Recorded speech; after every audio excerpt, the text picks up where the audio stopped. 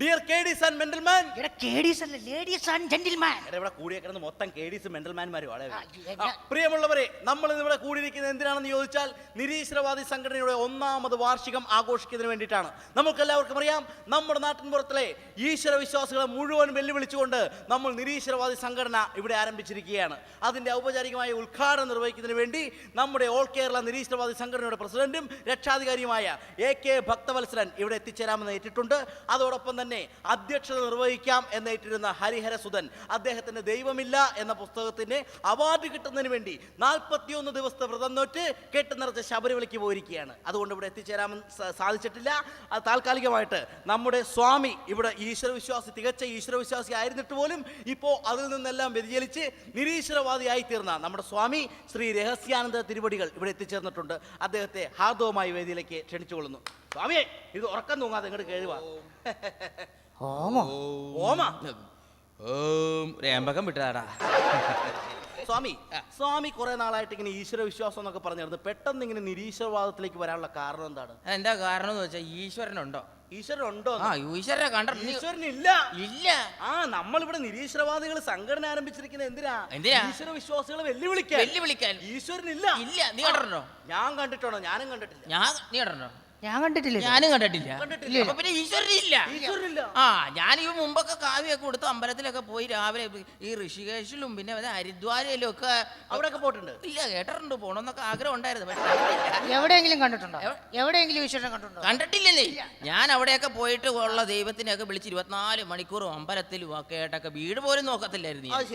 അങ്ങനെയൊക്കെ നടക്കുമായിരുന്നു. എന്റെ മൂത്ത പെങ്ങടെ കല്യാണം വന്നിട്ട് 20,000 രൂപയുടെ ഒരു ആവശ്യം ഉണ്ടായിരുന്നു എനിക്ക്.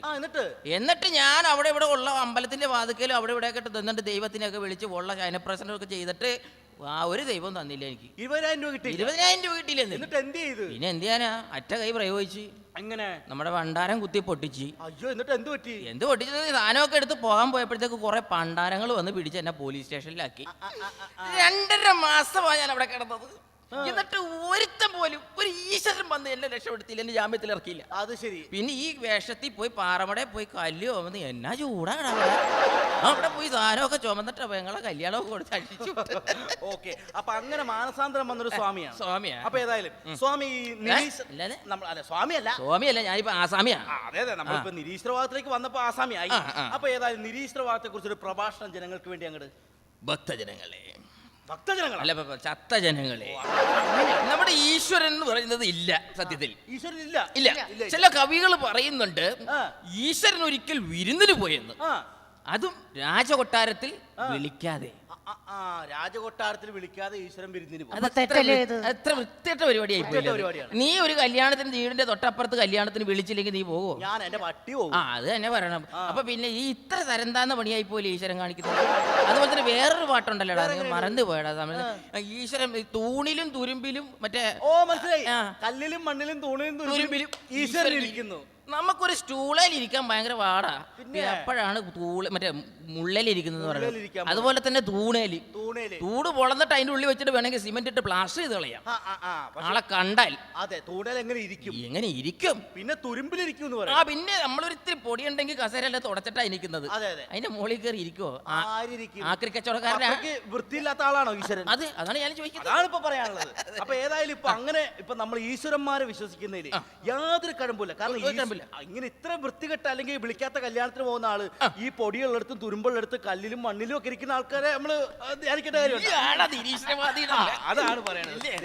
നമ്മുടെ മറ്റേ ആ പുള്ളിക്കാരൻ വന്നിട്ടുണ്ട്. അപ്പൊ നമ്മുടെ ഈ കമ്മിറ്റിയിലെ ഖജാൻജിയാണ്. അപ്പൊ കുറെ നാളായിട്ട് ഈ നമ്മുടെ ഈ 1ാം വാർഷികം വെച്ചിട്ട് അതിന്റെ ഒരു കാര്യത്തിന് പോലും ഇറങ്ങി വരാത്ത ആളാണ്. ഉപ്പിലുണ്ട ദിവസം എന്റെ ഭഗവാനെ, നിങ്ങൾ ഇതുവരെ തുടങ്ങിയില്ലേ? ഭഗവാനാ? അതെ, ഞാൻ വൈകിയത് മനഃപൂർവ്വമല്ല സുഹൃത്തുക്കളെ. നമ്മുടെ നിരീശ്വരവാദി സംഘടനയുടെ നമ്മളൊരു 1ാം വാർഷികമൊക്കെ ആഘോഷിക്കണല്ലേ. നമ്മുടെ ഈ സംഘടനയുടെ ഐശ്വര്യത്തിനും ഉന്നമനത്തിനും ഐക്യത്തിനും വേണ്ടി ഞാൻ ചോറ്റാനിക്കരെ 10 ദിവസം വ്രതം എടുക്കാൻ പോയതാണ്. വൃത്തികെട്ടവനെ ചോറ്റാനിക്കലിൽ വെതം കൊടുക്കാൻ ചോദിക്ക് നീ പോയേക്കുന്നത് നമ്മുടെ നിരീശ്വരവാദി സംഘടന ഉദ്ഘാടനത്തിന് നമ്മുടെ ഐക്യത്തിന് ഉന്നമനത്തിന് വേണ്ടി ചോറ്റാനിക്കലിൽ വെറുതെ കൊടുത്ത് അവന് ഏലസും കെട്ടിയാ വന്നേക്കുന്നത്. അഴിച്ചു കളടാ. അഴിച്ചു കളയാ ഏലസ്. എടാ നമ്മൾ നിരീശ്വരവാദികൾ ഏലസ് കെട്ടാൻ പാടില്ല. എടാ, അഴിച്ചു കളയാൻ കെട്ടാൻ പാടില്ല. ഇതൊക്കെ ഈശ്വരവാദികളുടെ സിമ്പൽ അല്ലേ? എന്നോടാ പറഞ്ഞത് അഴിച്ചു കളയാനായിട്ട്. സ്വാമിയുടെ കയ്യിൽ എന്താണ്? ഇതും പൊങ്ങിപ്പോയപ്പോ എന്താ സ്വാമി ഈ കാണുന്നത്? ഇത് ഞാൻ ഇന്നലെ സെക്കൻഡ് ഷോ സിനിമയും കഴിഞ്ഞ് വരുന്ന വഴിക്ക് പേടിച്ച് പൂച്ച വട്ടം ചാടിയതാ. അപ്പൊ സ്വാമിയുടെ ഇടത്തെ കയ്യില ഇതാ അത് നീ കണ്ടോ, ഞാൻ മൂടി വെച്ചിരുന്നതാ.